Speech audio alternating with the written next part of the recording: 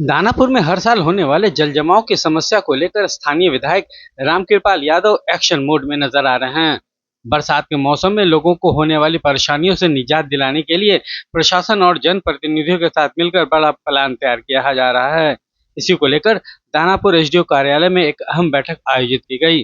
दानापुर में हर साल जल जमाव की समस्या लोगों के लिए बड़ी परेशानी बन जाती है। सड़कों पर पानी भरने से आम जनजीवन प्रभावित होता है और लोगों को आवागमन में काफी दिक्कतों का सामना करना पड़ता है। इस समस्या के स्थायी समाधान को लेकर विधायक रामकृपाल यादव ने अधिकारियों के साथ समीक्षा बैठक की।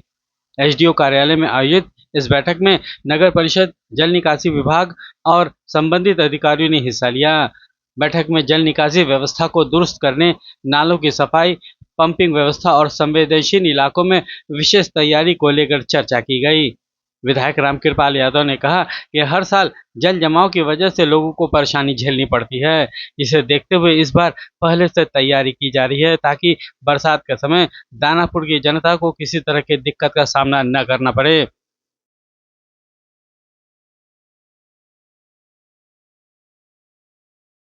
आज अनुमंडल सभागार में हमने एक आवश्यक बैठक रखा। दानापुर में हर साल बड़े पैमाने पर दानापुर के इलाके में जल जमाव हो जाता है, जिसकी वजह से बहुत कठिनाई होती है।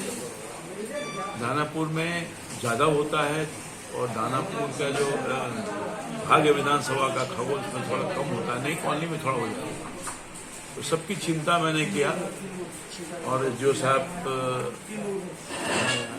के साथ साथ सभी विभिन्न विभागों के जो पदाधिकारी स्टेक होल्डर थे उनकी बैठक की और विमर्श किया। मुख्य रूप से बुडकों के माध्यम से नाले का निर्माण किया गया है, नहीं नाले का निर्माण किया जा रहा है।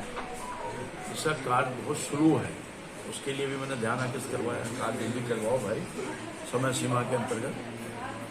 और एजेंसी भी आया हुआ था संयोग से, तो उन सबको मैंने कहा है कि आप समय सीमा के अंदर काम करिए, लोगों को कष्ट का निवारण करिए। और ये जो नाला है, बड़ा नाला बुट्टों के माध्यम से बनाया जा रहा है। पहले जब मैंने विजिट किया था तो 40 पॉइंट अधूरा था, कटा हुआ था, छोड़ा हुआ था। आप देखे होंगे, आप लोग भी थे उसमें।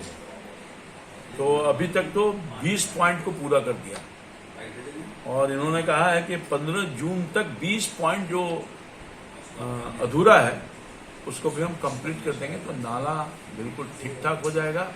और पानी का जो बहाव होता है, जल का जो बहाव होता है, वो अगर धारा प्रवाह बहेगा तो जल जमाव की समस्या से निजात मिलेगा।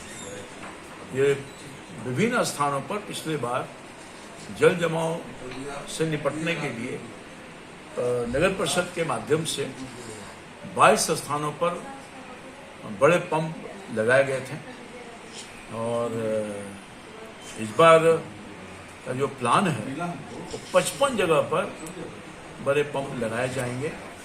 तो मैं समझता हूँ कि बहुत राहत होगी। और ख़ास तौर पर जो खगौल है, खगौल वहाँ गोविंदपुर मुसहरी के पास जो है वो एसटीपी चालू नहीं है, जिसके वजह से भी कठिनाई होती है। तो एसटीपी चालू करने का भी निर्देश दिया गया है कि ताकि आप काम ठीक ढंग से करिए, समय सीमा के अंदर पानी का जो जमाव होता है उससे निजात नहीं चाहिए। नगर परिषद के अंदर हर साल नाले की उड़ाई होती है, डिसिल्टिंग होता है। तो डिसिल्टिंग हो रहा है, एक फेज का 3 फेज में अमूमन होता है। एक फेज में डिसिल्टिंग हो गया है, दूसरा फेज और तीसरा फेज के लिए मैंने कहा है कि समय सीमा के अंतर्गत त्वरित गति से अधिक मैन पावर लगा करके ढंग से इसकी डिसिल्टिंग कराइए ताकि लोगों को दिक्कत नहीं हो। और मैं समझता हूँ कि सभी विभागों को आपस में मैंने कहा कोऑर्डिनेशन करिएगा तभी काम ठीक से होगा।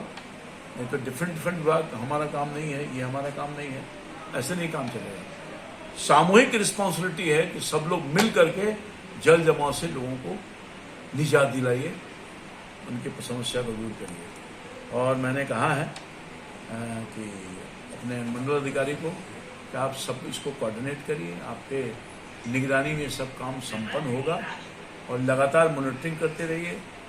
जीरो ग्राउंड पर जा करके इसको देखिए, चाहे वो खगौल का इलाका हो या फिर दानापुर का इलाका हो। तो मैं समझता हूँ कि इस बार हम लोग कोशिश कर रहे हैं कि जल जमाव से लोगों की थोड़ी मुक्ति मिल जाए और पिछले बार या उसके पिछले बार जो समस्या से जूझे हैं वो उससे थोड़ा निजात मिल सके।